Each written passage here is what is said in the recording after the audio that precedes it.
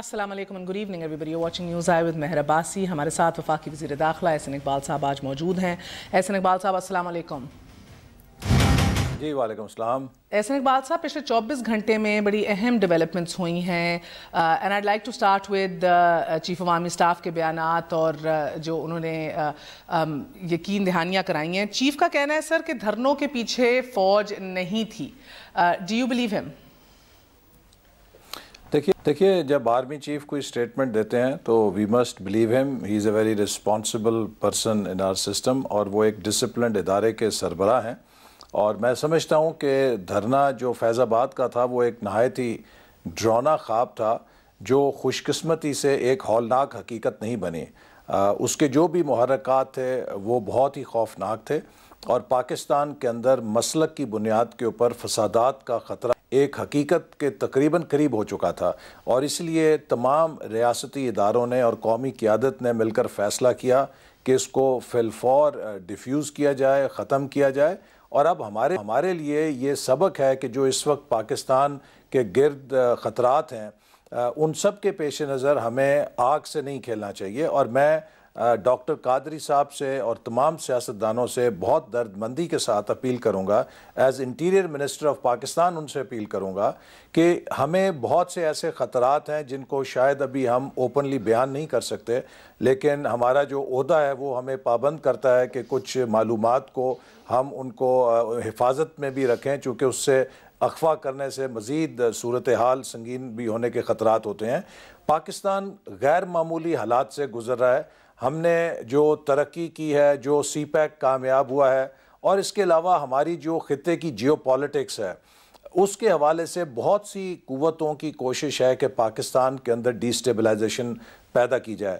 2018 ہمارے لیے بہت کلیدی سال ہے اور جیسے کہ 2013 میں ہم نے پرامن انتقال اقتدار کا مرحلہ طے کیا تھا، اگر ہم یہ کامیابی سے آرڈرلی طریقے سے ایک آئین اور قانون کے ضابطے کے مطابق اس مرحلے کو کراس کرنے میں کامیاب ہو گئے تو پاکستان کا قد دنیا میں بہت اونچا ہو جائے گا. اور اگر خدا نہ خواستہ جیسے ایک ایتھلیٹ 1100 میٹر دوڑتا ہے لیکن آخری 100 میٹر میں وہ فینٹ ہو جاتا ہے یا گر جاتا ہے تو اس کے 1100 میٹر کی دوڑ ضائع ہو جاتی ہے. ہمیں بڑی حکمت کے ساتھ، تدبر کے ساتھ ملک کے استحکام کو قائم رکھنا ہے، ملک کے اندر سیکیورٹی کو بہتر کرنا ہے. پھر جو دہشت گردی ہے اس کا ابھی جن پوری طرح بوتل میں بند نہیں ہوا. ہم نے بلا شبہ بہت بڑی کامیابیاں حاصل کی ہیں اور ہمیں اس پر بہت کام کی ضرورت ہے، محنت کی ضرورت ہے کہ ہم معاشرے کے اندر جو ایک نفرت ہے اسے ختم کریں اور مذہبی بنیاد پہ یا لسانی بنیاد پہ یا صوبائی بنیاد پہ جو نفرت ہے اس کو بھڑکنے نہ دیں. یہ بہت مہلک ہو سکتی ہے. ملٹی پرونگ چیلنجز ہیں یقیناً انڈاؤٹڈلی، مگر مجھے یہ بتائیے گا احسن اقبال صاحب کہ حکومت وقت کے خلاف جو ایک گرینڈ پلان، ایک گرینڈ سازش کا ذکر کیا جا رہا تھا اس کے خلاف تو چیف جسٹس آف پاکستان نے بھی قسم اٹھا لی، فوج کے سربراہ نے بھی یقین دہانی کرا لی. تو آپ سیٹسفائیڈ ہیں سر؟ دیکھیے میں نے تو بہت پہلے بیان بھی دیا تھا، مضمون بھی لکھا تھا کہ پاکستان کے اندر ایک ٹرائکا ہے جو اس وقت سازش میں مصروف ہے. اس میں کچھ وہ سیاستدان ہیں جو نا امید ہو گئے ہیں کہ جو حکومت نے کارکردگی دکھائی ہے، جو حکومت نے بجلی کا بحران حل کیا ہے، دہشت گردی کی کمر توڑی ہے، معیشت کو سنبھالا دیا ہے، اس کی وجہ سے ان کے لیے اگلے انتخابات میں انہیں کامیابی کے امکان کم سے کم تر ہوتے دکھائی دے رہے ہیں. لہٰذا وہ چاہتے ہیں کہ حکومت کو، جسے کہتے ہیں نا کہ کوئی ٹھبی لگے، حکومت کو کسی طریقے سے کوئی فاؤل کیا جائے، اس کے ساتھ اس کو گرایا جائے. اسی طرح کچھ ریٹائرڈ افسران ہیں فوج کے جن کے بارے میں آرمی چیف نے بھی کہا کہ وہ ہمارے ترجمان نہیں، اور کچھ سیاستدان ہیں جو خود ساختہ فوج کے ترجمان بن کے بیانات دیتے ہیں. کبھی وہ GHQ کے ترجمان بن جاتے ہیں، کبھی وہ سپریم کورٹ کے رجسٹرار کا روپ دھار لیتے ہیں اور وہ ہمیں بتاتے ہیں کہ فوج کیا سوچ رہی ہے، سپریم کورٹ کے اندر کیا ہو رہا ہے. یہ جو ناکام عناصر ہیں، سیاستدان ہیں، کچھ ریٹائرڈ افسران ہیں. کہہ دیا، کچھ ریٹائرڈ جنرل کہہ دیا، گو کہ آپ اور میں دونوں بہتر سمجھتے ہیں جنرل جب ریٹائر ہو جائے گو کہ جنرل ہی رہتا ہے، کتنی اس میں وقت اور ہمت رہ جاتی ہے. Don't need to elaborate upon that. Troika میں مجھے بتائیے تیسرا کون ہے؟ جی تیسرے جو ہیں وہ کچھ صحافی ہیں بدقسمتی سے کہ جو میڈیا پہ بیٹھ کے وہ بھی یہی کام کرتے ہیں کہ وہ خود ساختہ کبھی فوج کے ترجمان بن جاتے ہیں کبھی عدلیہ کے ترجمان بن جاتے ہیں اور وہ ہمیں بتا رہے ہوتے ہیں کہ اگلے 24 گھنٹے میں قیامت آنے والی ہے یا قیامت آ گئی ہے اور ملک کے اندر انقلاب آنے والا ہے اور ملک کی اتنی غیر معمولی اہمیت دے دی ایسے صحافیوں کو سر. مگر the fact is میڈیا نہ گورنمنٹس بناتا ہے نہ گراتا ہے نہ سابق جنرل ایسا کچھ کر سکتے ہیں. آپ کے ٹروئکا کے دوسرے 2 پلر سے میں اتنا مطمئن نہیں ہوئی. اسی لیے وہ محاورہ ہے پیالی کے اندر طوفان برپا کرنا. تو مجھے ایک ٹی وی کے پروگرام میں ایک دفعہ ایک اینکر نے کہا کہ منسٹر صاحب آپ یہ بات مانیے کہ آپ کی حکومت شدید چیلنجز اور بحرانوں میں گھر چکی ہے. تو میں نے ان سے اتفاق کیا, میں کہا آپ سے میں 500% اتفاق کرتا ہوں کہ ہم شدید بحرانوں میں گھر چکے ہیں. البتہ یہ بحران 8 بجے رات کو شروع ہوتے ہیں, رات 12 بجے ختم ہو جاتے ہیں. تو یہ ٹی وی کے پروگراموں کے اندر ہی طوفان آتا ہے اور پھر رات 12 بجے ملک دوبارہ پرسکون ہو جاتا ہے. تو الحمدللہ میں سمجھتا ہوں storm in A T cup جو 8 بجے شروع ہوتا ہے 12 بجے ختم ہوتا ہے. تو آپ کے جماعت کے جو صدر ہیں مسلم لیگ نون کے جو لیڈر ہیں جن کو سٹیٹسمن کہا جاتا ہے نواز شریف صاحب, ان کے لیے ان میں ان کی زبان میں لہجے میں اتنی تلخی کیوں ہے؟ if it's all of this is just perceived. وہ تو بار بار سازشوں کا اور یہ گریٹر ڈیزائن کا ذکر کرتے ہیں, اندیکھی قوتوں کا ذکر کرتے ہیں, نامعلوم افراد کا ذکر وہ اور ان کی صاحبزادی کرتے ہیں. ان کی جو تلخی ہے وہ آپ سب ہم سمجھتے ہیں اور وہ ایک اصولی تلخی ہے. بات یہ ہے کہ ایک شخص کے جس کو قوم نے مینڈیٹ دیا ہے اس نے 4 سال بہت محنت کے ساتھ ایک ایسی معیشت کو جو تباہ حال تھی پیروں پہ کھڑا کیا. اس نے ملک کے توانائی کے بحران کو حل کیا, اس نے سی پیک کی بنیاد رکھی, اس کی آبیاری کی, اس نے ملک کے اندر دہشت گردی کو ختم کرنے کے لیے فوج کے ساتھ مل کر بھرپور کردار ادا کیا. اور اس کے 4 سالوں کے اندر ایک بھی سکینڈل یا ایک بھی کرپشن کا واقعہ کسی سطح پہ نہیں آیا, بلکہ ٹرانسپیرنسی انٹرنیشنل نے پاکستان کی شفافیت کی رینکنگ کو امپروو کیا. اسے اچانک ایک اقامے کی بنیاد کے اوپر جو 10,000 درہم ہے اور اس کے جو 1.25 لاکھ یا 1.5 لاکھ روپیہ اس دور کا بنتا ہوگا, جس شخص نے کروڑوں روپے کے اثاثے ظاہر کیے ہیں, اس کو اس بنا پہ کہ آپ یہ 1.5 لاکھ روپے کی بیٹے سے تنخواہ لے سکتے تھے اور آپ نے اس کو اثاثہ ظاہر نہیں کیا, ڈسکوالیفائی کر دیا جائے, تو ان کا ایک تلخی بنتی ہے کہ یہ کس بنا پہ اس طرح کے فیصلے ہیں. جبکہ اگر میں اپنی منسٹری سے ایک نائب قاصد کو آج نکالوں جو درجہ 4 میں ہوتا ہے, 4تھے گریڈ کا ملازم ہے, اس کو بھی اپیل کے 3 حق موجود ہیں اس کے پاس کہ وہ 3 اپیلیں کر سکتا ہے, سروس ٹریبیونل میں, ہائی کورٹ میں, سپریم کورٹ میں. آپ اس ملک کے چیف ایگزیکٹو کو جو 20 کروڑ عوام کا نمائندہ ہے, ملک کا وزیر اعظم ہے, اسے نکالتے ہیں اور اسے اپیل کا ایک حق بھی نہیں دینے کے لیے تیار. اور یہ وہ بنیادی حق ہے جس کو سپریم کورٹ کے اندر جب جسٹس اور اس کے اوپر ڈیٹیل میں بات کریں گے احسن اقبال صاحب, بیکاز میں چاہوں گی کچھ ماہر قوانین کی بھی اس حوالے سے کچھ رائے ہے اس حوالے سے. میں I want to talk about this, مگر بفور دیٹ سر میں نے 1-2 امپورٹنٹ ڈسکس کرنی ہے before we go on to Nawaz Sharif صاحب کا جو اصولی موقف ہے یا وہ کیوں ان کے اندر ان کے لہجے میں آپ کی لیڈرشپ کی تلخی آئی ہوئی ہے. Sir again going back to ہم جو بات کر رہے تھے, آپ نے کہا کہ اگر چیف کا یہ کہنا ہے تو وہ ان کی بات کو ایکسیپٹ کیا جائے, صحیح ہے. آپ کا یہ بھی کہنا ہے گرینڈ پلان کے حوالے سے یہ چیف جسٹس نے اور اس کے بعد چیف عوامی سٹاف نے دونوں نے اپنی وضاحتیں دی ہیں, ایک نے قسم اٹھائی, ایک نے یہ بھی کہا استعفیٰ دینے کو تیار ہوں کچھ ثابت ہو گیا تو. اور بدقسمتی سے ہمارے ملک میں ایسا ماحول پیدا ہونا نہیں چاہیے تھا ایک ایسی سویلین حکومت کے ٹائم کے اوپر کہ جب آپ کو بڑے عہدوں کے سربراہان جو ہیں وہ اپنی ذاتی صفائیاں ان کو پبلکلی پیش کرنا پڑ رہی ہیں.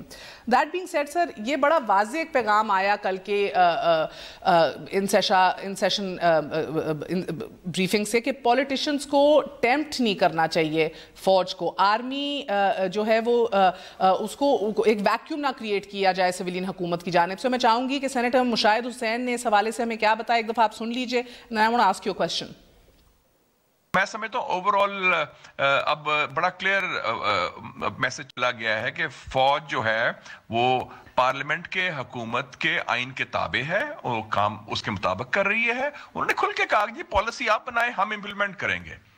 جس قسم کی پالیسی نیشنل سیکیورٹی کی فارن پالیسی کی اور لیکن یہ انہوں نے کہا کہ ہاں ویکیوم نہیں ہونا چاہیے اگر خلا ہوگی تو پھر کوئی اور پل کرتا ہے تو یہ بات صحیح ہے اپنا کام ایگزیکٹو اپنا کام کرے پارلیمنٹ اپنا کام کرے اور انہوں نے کہا کہ ہماری جو پالیسی ہے ریجن میں وہی ہے جو پارلیمنٹ نے بنائی تھی 10 اپریل 2015 کو خلا نہیں ہونا چاہیے ویکیوم نہیں ہونا چاہیے سر اور فوج کو ٹیمپٹ نہیں کرنا چاہیے سر کیا مطلب ہے اس کا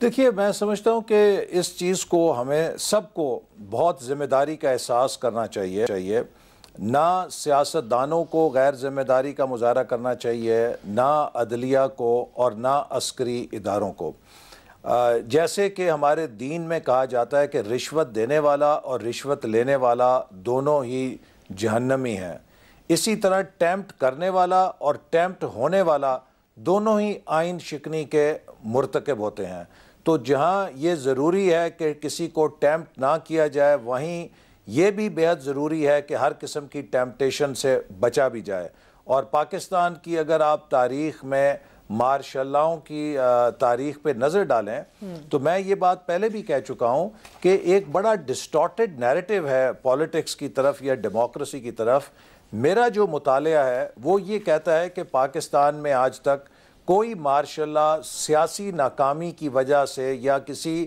سیاسی بحران کی وجہ سے نہیں لگا ہر مارشاء اللہ کا جو ٹریگر ہے وہ ایک ایمبیشس آرمی چیف جو اپنی جاب کو خطرے میں دیکھ کے یا اس کو بچانے کے لیے مارشاء اللہ لگاتا ہے ایوب خان نے جب مارشاء اللہ لگایا تو اس کی بنیاد اصغر خان نے اپنی کتاب میں بھی لکھی سکندر مرزا صاحب نے ان کے جنرلز کو چائے کی پیالی پہ بلانا شروع کیا اور ایوب خان صاحب کو یہ خطرہ لاحق ہو گیا کہ شاید انہیں برطرف کر دیا جائے اور جب وہ مارشاء اللہ لگا تو فیبرری 59 میں پاکستان میں الیکشن کال ہو چکے تھے ایک طرف خان عبد القیوم خان کے بہت بڑے جلوس نکل رہے تھے دوسری طرف حسین شہید سہروردی الیکشن کی مہم چلا رہے تھے زوردار طریقے سے تو ملک کے اندر تو کوئی ایسا سیاسی بحران نہیں تھا کہ جو مارشاء اللہ کی بنیاد بنتا وہ ایوب خان صاحب کی امبیشن تھی جس نے مارشاء اللہ لگایا اسی طرح جب ایوب خان آپ کی بات درست ہے سر مگر وہی بات کہ تالی ایک ہاتھ سے نہیں دو ہاتھ سے بچتی ہے سیاستدان جو آپ نے پہلے ٹروئیکا کا ذکر بھی کیا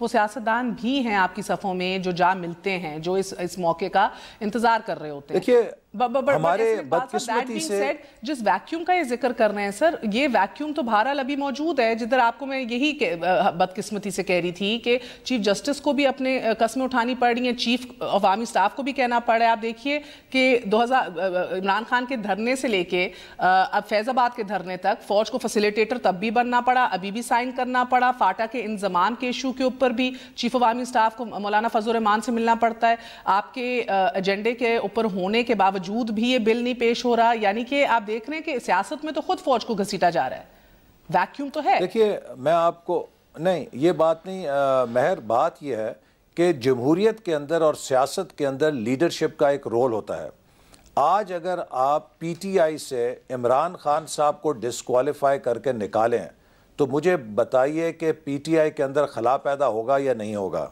کیا وہاں پر ایک پیرالسس آئے گا یا نہیں آئے گا اسی طرح اگر آپ پیپلز پارٹی سے بھٹو خاندان کو فی الوقت باہر کر دیں اور وہاں پر ایک بحرانی کیفیت پیدا ہوگی یا نہیں ہوگی مسلم لیگ نون کا جو پاپولر مینڈیٹ ہے وہ قوم نے آج بھی موسٹ پاپولر لیڈر کی حیثیت میں جو ہے وہ نواز شریف صاحب کی ہے انہیں جب آپ ایک میں تو کہوں گا کہ غیر فطری طریقے سے علیحدہ کریں گے تو ایک ویکیوم کرائسس تو پیدا ہوگا اگر ہم یہ ویکیومز نہ پیدا کریں تو یہ مصنوعی صورتحال بھی پیدا نہ ہو اور عوام کی عدالت میں یہ فیصلے ہونے چاہیے جو ایک پاپولر لیڈرشپ ہے جو سیاسی لیڈرشپ ہے کیا اگر ہم نے بھٹو صاحب کو پھانسی دے دی تو کیا بھٹو صاحب کے سائے سیاست سے ہم جدا کر سکے ضیاء الحق صاحب کے 11 سال میں پیپلز پارٹی کے کارکنوں کو کوڑے لگتے رہے لیکن جس دن ضیاء صاحب کا جہاز کریش ہوا اسی سال ان کی بیٹی محترمہ بے نظیر بھٹو صاحبہ پاکستان کی پرائم منسٹر بن گئیں. تو ہمیں ان سیاسی حقیقتوں کو نظر انداز نہیں کرنا چاہیے. سیاست کوئی مشینی عمل نہیں ہے, یہ کوئی ڈیجیٹل عمل نہیں ہے کہ سوئچ آن کریں اور سوئچ آف کریں, آپ ریسیٹ کر سکتے ہیں. ہر آپ کی بات میں وزن, مگر کہیں نہ کہیں تو سیاستدانوں کی اپنی نااہلی اور کوتاہی بھی ہے نا سر. ایک وقفہ لے لوں, اس کے اوپر آپ سے مزید بات کرنی ہے سر, بیکاز پالیسی بنائے ہم اسے فالو کریں گے, یہ چیف آف آرمی اسٹاف واضح طور پہ تو کہہ چکے, مگر ایٹ دا سیم ٹائم اگر آپ دیکھیں خارجی, داخلی اور اصلاحاتی تمام تر پروگرامز کی پہل نہیں کرنی آپ کی سویلین گورنمنٹس نے اس حوالے سے, یا نہیں اس کے اوپر پالیسی سازی کرنی, تو اس کے بعد ویکیوم تو کریٹ ہوگا نا سر. یہ اپنا ہی تحفظ, اگر ذاتی تحفظ مقدم ہو تو پھر ایشوز کریٹ ہوتے. ایک وقفہ لے لے, وقفے کے بعد انہی پہ بات کریں گے ایشوز پہ. اسٹے ود اس نیوز آئے.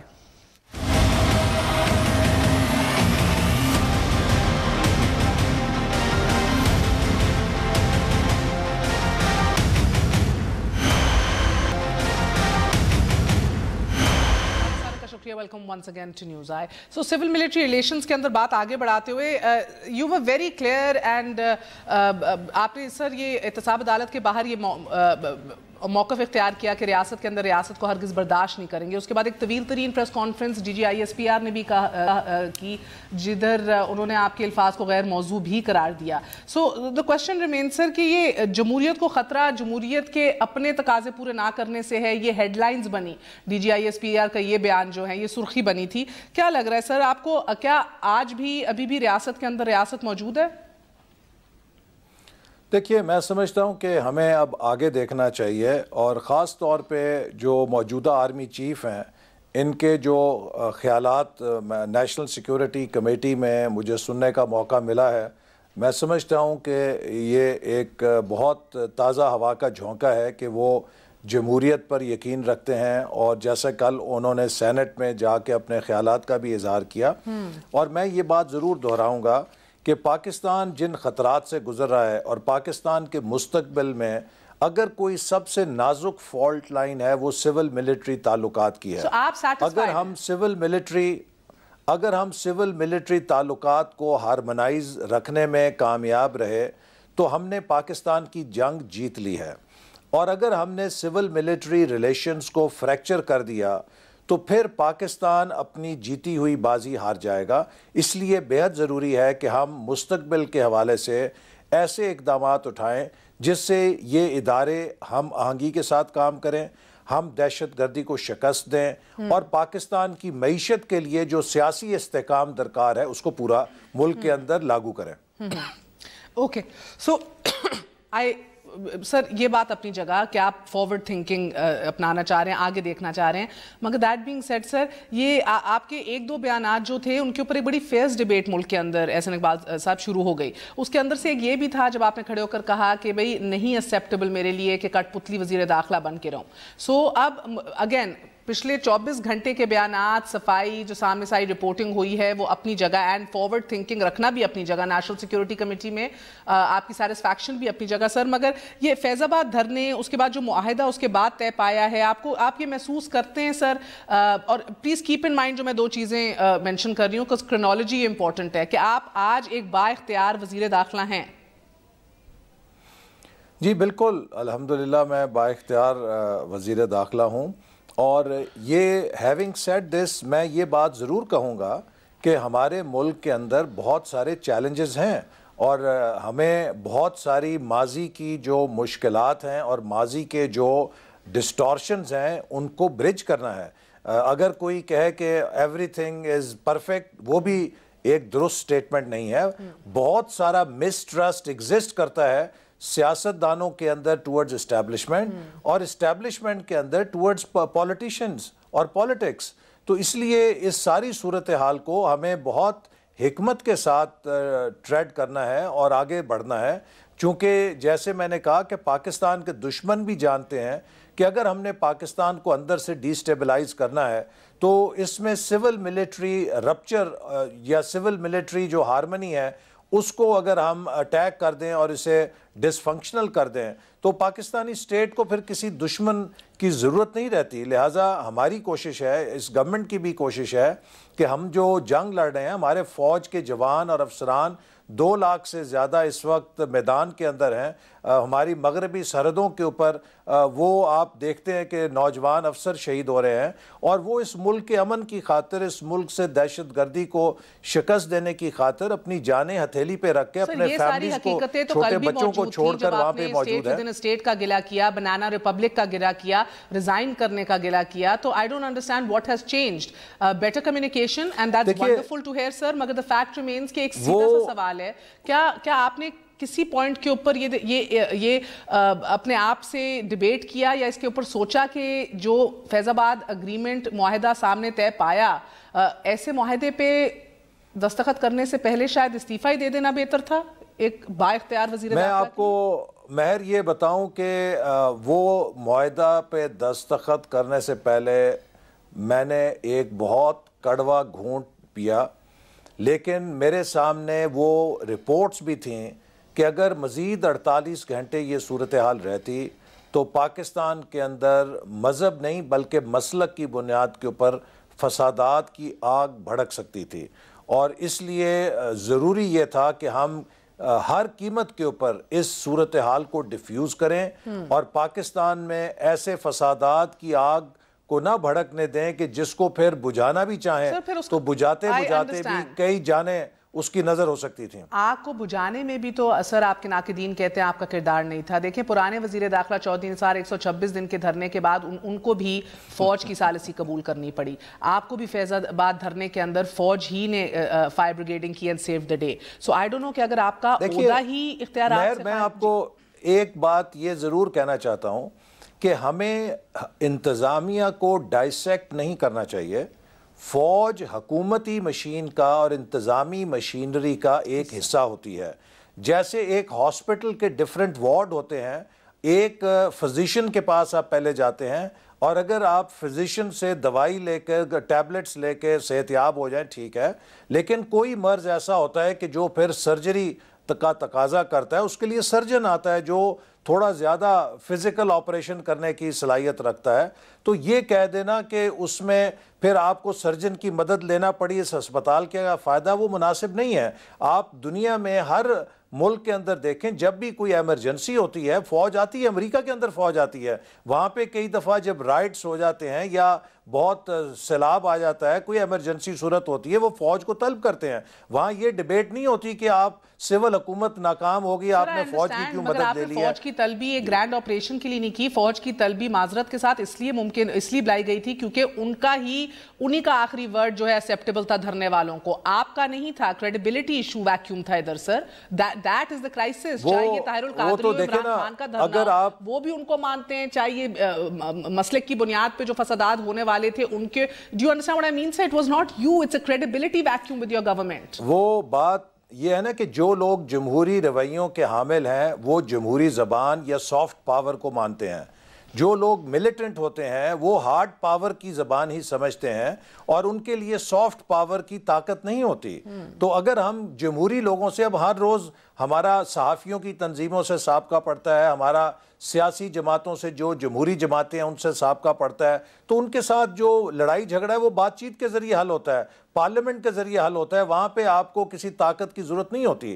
لیکن ایسے عناصر جو جمہوریت پہ یقین نہیں رکھتے, جو جمہوری رویے نہیں رکھتے اور وہ شاید طاقت ہی کی زبان سمجھتے ہیں, تو وہ پھر طاقت کے جواب میں اپنے عمل کو ٹھیک کرتے ہیں.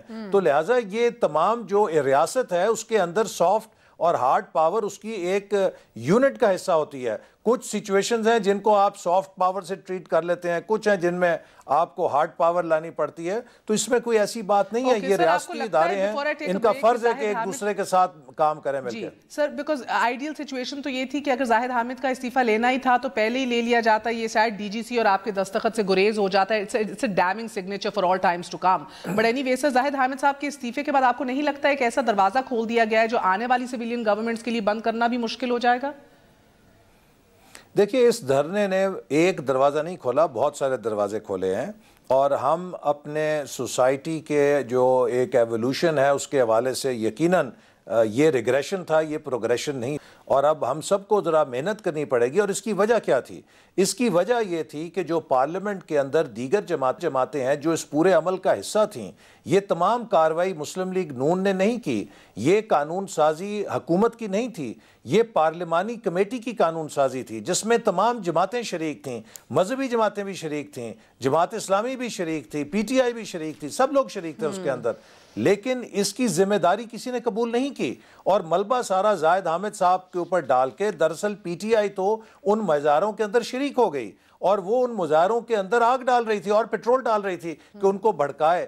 تو یہ پولیٹیکل ایکسپیڈینسی جو ہے اس نے حکومت کو کمزور وکٹ کے اوپر کھڑا کر دیا, تنہا کر دیا. ایک ایسا عمل احسن اقبال صاحب, I do agree with you. سر, آپ نے ٹویٹ کیا کہ جو انتخابات قریب آ رہے ہیں ایسی سازشیں سامنے آ رہی ہیں جن کا مقصد انتخابات کے قیام کو غیر یقینی بنانا ہے.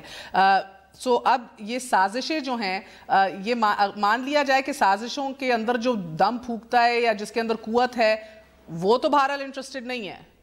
اب ٹائملی الیکشنز یقینی ہو گئے کل کے بل کے پاس ہونے سے بھی. No possibility of early election, so to say. Sir دیکھیے, پہلی بات میں یہ واضح کر دوں, دیر از نو ارلی الیکشن پاسبلٹی ان پاکستان. جی اچھا. پاکستان میں الیکشن جولائی اگست سے پہلے ہونا عملاً ناممکن ہے چونکہ اپریل کے اندر جا کے ووٹرز لسٹیں مکمل ہوں گی تقریباً. اسی طرح جو پاکستان کی نئی مردم شماری ہے اس کی روشنی میں حلقہ بندی کرنے کے لیے الیکشن کمیشن کو 5 سے 6 ماہ درکار ہیں. عمران خان صاحب جب کہتے تھے ارلی الیکشن ہونا چاہیے تو وہ بھی جانتے ہیں کہ جب ووٹرز لسٹ ہی نہیں ہوں گی تو ارلی الیکشن کیسے ہوں گے. وہ دراصل یہ کہتے تھے کہ حکومتیں ٹوٹ جائیں اور ایک لانگ ڈیوریشن کی کیئر ٹیکر گورنمنٹ آ جائے اور وہ آخری 6 مہینے جو اس حکومت کو دستیاب ہیں جس میں وہ اپنے منصوبے مکمل کر سکتی ہے, کسی طرح حکومت سے یہ آخری 6 مہینے چھین لیے جائیں اور کسی طریقے سے سینٹ کے الیکشن کو بچا لیا جائے. چونکہ کے پی حکومت کے اندر جو عمران خان صاحب کے اپنے ایم پی ایز ہیں ان میں بغاوت ہو چکی ہے اور انہوں نے عمران خان صاحب کو یہ کہہ دیا ہے کہ سینٹ کے الیکشن میں ہم صوبائی حکومت کے کہنے پر ووٹ نہیں دیں گے, جس کی وجہ سے عمران خان صاحب بہت زیادہ خوفزدہ ہیں کہ اگر سینٹ کے الیکشن میں کے پی کے اندر ان کے نمائندے نہیں جیت سکے تو عام الیکشن میں ان کی پارٹی کا جو نفسیاتی ایک دباؤ ہے وہ اس قدر شدید ہو جائے گا کہ وہ بہت بری طرح ایکسپوز ہوں گے کہ اگر یہ ایک حکومت میں ایم پی ایس کو نہیں سنبھال سکے تو یہ آئندہ کیسے چلے گا. اب ہم جہاں کھڑے ہیں, سینٹ نے جو ڈیلیمیٹیشن بل بھی پاس کر دیا ہے, اس کے ہوتے ہوئے اور آپ کے چیف عوامی سٹاف کی یقین دہانی کے بعد بھی کہ وہ بھی جمہوریت میں یقین کرتے ہیں اور الیکشنز میں یقین کرتے ہیں, سو چند ہفتوں میں سینٹ کے الیکشنز بھی متوقع ہیں. تو یہ جس طرح انگریزی میں کہتے ہیں کہ your government is out of the woods now, یعنی کہ اب نہ ٹیکنوکریٹک سیٹ اپ کا کوئی گنجائش رہ گئی ہے, نہ ارلی الیکشنز پاسبل ہیں as you seeing at all at this point in time. اور پیپلز پارٹی پہ بھی جو شک تھا آپ کے لیڈران کو بشمول آپ کو بھی, آئی بلیو کہ پیپلز پارٹی کی بھی کوئی انڈرسٹینڈنگ ہو گئی ہے, وہ بھی اب کہہ دیا جائے نا ختم ہو گیا, دس واز جسٹ ایک شک ہی تھا. I hope so. دیکھیے, this is very important for the country. اگر ہم نے پاکستان کو آگے لے کے جانا ہے تو دنیا کو یہ ثابت کرنا ہوگا کہ پاکستان ایک نارمل اور ایک آرڈرلی ڈیموکریسی چلانے کے اہل ہے.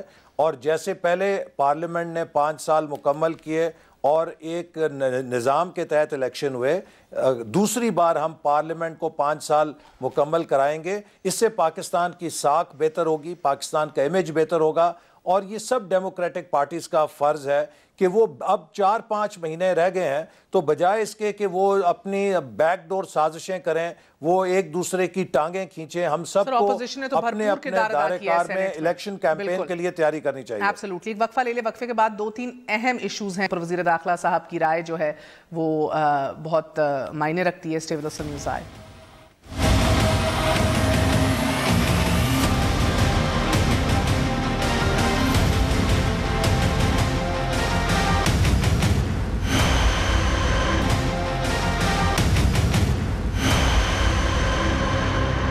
واپس آنے کا شکریہ. Welcome once again to news آئے. سو احسن اقبال صاحب فرمائیے گا, چودھری نثار صاحب کے ساتھ آپ کے تعلقات کیسے ہیں آج کل؟ دیکھیے, مجھے تو کوئی مسئلہ نہیں ہے. چودھری نثار صاحب ہمارے سینئر ہیں اور I respect all the senior, so I have no issues with any one. Okay so کیونکہ سر ہیں تو آپ کی جماعت کا حصہ لیکن کردار اپوزیشن کا ادا کر رہے ہیں. دیکھیے ہر کسی کی اپنی سیاست ہوتی ہے اور مختلف لوگ جماعت کے اندر رائے رکھ سکتے ہیں. اب چودھری نثار صاحب جیسے میں نے کہا وہ سینئر ہیں, کوئی ایسے فرد نہیں ہے کہ جنہیں تجربہ نہیں ہے. He knows what he is doing. however اس وقت یقیناً پارٹی کے اندر یکجہتی کی ضرورت ہے, اور یہ چیز میں ضرور کہنا چاہوں گا کہ اگر ہمیں کسی مسئلے پر اختلاف ہو پارٹی کے اندر تو اس کا بہتر راستہ یہ ہے کہ ہم پارٹی کے فورمز پہ اندرونی بات کریں, رائے دیں, اور پبلک کے اندر جو ہمارا پوسچر ہے وہ پارٹی کے اختلافات کی بنیاد نہیں بننا چاہیے. سو ابھی بھی ان کا شمار دوستوں میں ہی ہوگا یا بقول مریم بی بی نظریں چرانے والوں میں؟ یہ تو یا مریم بی بی بتا سکتی ہیں یا چودھری نثار صاحب بتا سکتے ہیں, لیکن جیسے میں نے کہا کہ I will not comment on his politics. He is too senior Okay, to make his comment on own his work then, choices. sir, because جب وہ آئے تھے ان کو ورثے میں جو وزارت داخلہ کے حالات ملے وہ بڑا اس کے اوپر بھڑکے اور بہت کامنٹری کی رحمان ملک صاحب کے کردار اور ان کے کام کے حوالے سے بھی. آپ کو وزارت داخلہ کس حال میں ملی؟ مطمئن تھے آپ؟ دیکھیے جو بھی وزارت داخلہ جس حال میں ملی, جہاں پر انہوں نے چھوڑا تھا اس کو آگے لے کر میں جا رہا ہوں, اور میں سمجھتا ہوں کہ مجھے اپنے جو 6 ماہ میرے سامنے ہیں اس کا ایجنڈا بنانا چاہیے, کام کرنا چاہیے, اور بہرحال جتنی بھی ان کے دور میں جو کام ہوا یا کامیابیاں حاصل ہوئیں, میری کوشش ہوگی کہ اس سے زیادہ کامیابیاں کی جائیں, اس کام کو آگے بڑھایا جائے. میں کسی قسم کی ایسی کانٹروورسی کو نہیں کرنا چاہتا کہ انہوں نے کیا کیا پہ بڑا کھل کے تبصرہ کر دیا. چلیں یہ ان کی چوائس ہے. میں سمجھتا ہوں کہ جو میری پرورش ہے اور جو میری اقدار ہیں وہ مجھے اس کی اجازت نہیں دیتی کہ میں کسی پیش رو کے اوپر کوئی تنقید کروں. مجھے پیش رو کے اچھے کاموں کو اجاگر کرنا چاہیے, جو ان کی کمزوریاں تھیں ان کو خود اپنے کام کے ذریعے پورا کرنا چاہیے, اور ہمیں ایک دوسرے کے اوپر تنقید کرنے کی بجائے اپنے اپنے محاسبے پہ توجہ دینی چاہیے. بڑی اچھی بات ہے. I think the new Prime Minister Basi is rubbing off on you, sir. But let me move on. بتائیے سر, آمدن اثاثوں سے زیادہ ہے بھی تو تمہیں کیا؟ یہ ایک وہ سر ایک بیان ہے, جتنا بھی انسان چاہے we can't seem to get over it. ایک دفعہ ملاحظہ کیجئے سر.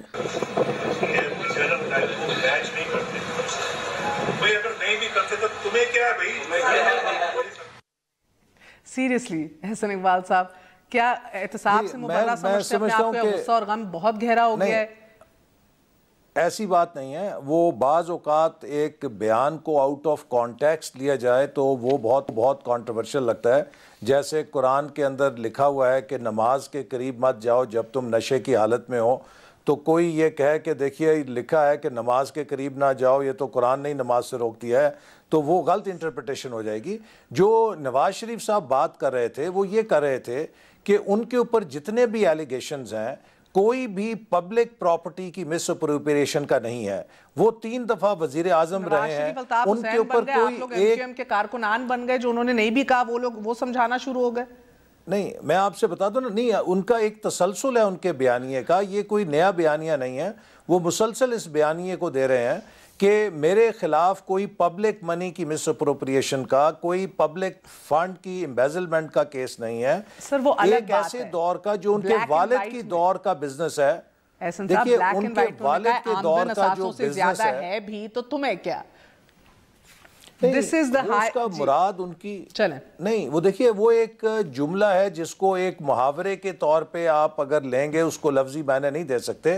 What he was saying was کہ جو ہمارے خلاف کیسز بنے ہیں وہ ہمارے پرائیویٹ بزنسز کے بنے ہیں جو ان کے والد کے دور کے تھے, اور یہ ان کی ایک نیک نیتی ہے کہ ان کے والد جو فوت ہو چکے ہیں انہوں نے ان کے بھی کھاتوں کے لیے خود کو, اپنی اولاد کو, سب کو احتساب کے لیے پیش کیا اور عدالت کا سامنا کیا. سوال ہیں, ذرا پہلے ان کی طرف آ جاؤں. میاں صاحب نااہل ہو گئے, اور مگر حدیبیہ پیپر ملز کا ریفرنس جو ہے وہ بھی کوش کر دیا گیا, ختم ہو گیا. جہانگیر ترین صاحب جو ہیں وہ تاحیات جو ہیں ڈسکوالیفائڈ ہے, لیکن عمران خان کو بچا لیا گیا.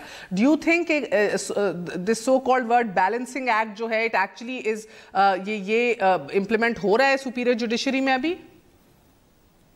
देखिए, इस वक्त मैं तो ना कानूनदान हूँ ना कोई कानूनी माहिर हूँ, लेकिन साबिक chief justice of supreme court Iftikhar Chaudhary साहब जो नवाज शरीफ साहब के बहुत ज़्यादा नाक़िद थे हालिया दिनों में, उनका भी मैंने एक इंटरव्यू सुना जिसमें उन्होंने इस चीज़ के ऊपर अपने तहफ़्फ़ुज़ात का इजहार किया और कहा कि जिस तरह का benefit of doubt Imran Khan को दिया गया है उस तरह का benefit of doubt Nawaz Sharif साहब को नहीं दिया गया। और यूँ लगता है कि जो मुख्तलिफ फ़ैसले हैं उनके अंदर मुख्तलिफ पैमाने इस्तेमाल किए गए हैं कानून सर, आपने उनका के। इंटरव्यू ये तो बात सुन लिया, वो है कि जो बहुत सारे कानूनी माहिरीन कह रहे हैं। आपने जस्टिस फैसल अरब साहब की इजाफी नोट पढ़ा है? नहीं, मैंने पूरा नहीं पढ़ा, लेकिन अखबार के आखिरी 12 पेजेस है वो जरूर पढ़िएगा, मेरी आपसे रिक्वेस्ट है, क्योंकि उसके बाद मैं आपका इंटरव्यू एक और करना चाहूंगी। लास्टली सर, जो तहरीक नवाज शरीफ साहब चला रहे हैं उसमें उसका कोई हिस्सा, उसकी कोई रेजोनेंस जो है हम शहबाज शरीफ साहब में नहीं देख रहे, और हुदैबिया रेफरेंस के क्वॉश होने के बाद कैन वी सेफली से कि आपका next prime ministerial candidate PMLN का शहबाज शरीफ साहब ही होंगे? देखिए, इस बारे में नवाज शरीफ साहब ऐलान कर चुके हैं पार्लियामेंट्री पार्टी के सामने। आपको मालूम है कि पहले ये फैसला हुआ था कि शाहिद खाकान अब्बासी साहब 90 दिन के लिए वज़ीर आज़म बनेंगे और उसके बाद शहबाज शरीफ साहब को उन्होंने प्राइम मिनिस्टर नामज़द किया था। बाद अज़ां फिर इस फैसले को नज़रसानी की गई और ये ख्याल किया गया कि आइंदा आम इंतखाबात तक शाहिद खाकान अब्बासी साहब को कंटिन्यू करना चाहिए और शहबाज शरीफ साहब की ऑप्शन को 2018 के बाद हम इस्तेमाल करेंगे। तो लिहाजा इसमें कोई पार्टी के अंदर डिफरेंस ऑफ ओपिनियन नहीं है। नवाज शरीफ साहब हमारे पार्टी के लीडर हैं और शहबाज शरीफ साहब भी पार्टी के अहम रहनुमा हैं, और जो लोग उम्मीद करते हैं कि दोनों भाइयों के दरमियान किसी किस्म की मिसअंडरस्टैंडिंग हो सकती है, मेरा जो मुशाहिदा है, बहुत करीब से मैं दोनों को जानता हूं, मैं समझता हूं कि ये उतना ही नामुमकिन है जैसे कि हम ये कहें कि सूरज मगरिब से कल को निकल सकता है। बहुत बहुत शुक्रिया। सो आई अस्यूम आपकी पूरी बात का अखज़ यही है कि next prime ministerial candidate Shahbaz शरीफ साहब ही हैं, गिवन जो नवाज ने पहले कहा था 2018 के इलेक्शन से। यस सर, उम्मीद कि हम करते हैं कि पार्टी उस वक्त फैसला करेगी, इसका पार्टी की पार्लियामेंट्री पार्टी करेगी, लेकिन मुझे इसमें कोई कबाहत नजर नहीं आती। कबाहत नजर नहीं आती है कहने में कि शहबाज शरीफ साहब ही नेक्स्ट प्राइम मिनिस्टीरियल कैंडिडेट है। That's it for tonight. बहुत बहुत शुक्रिया आपका, एहसन इकबाल साहब हमारे साथ मौजूद थे। गुड नाइट, अल्लाह हाफिज।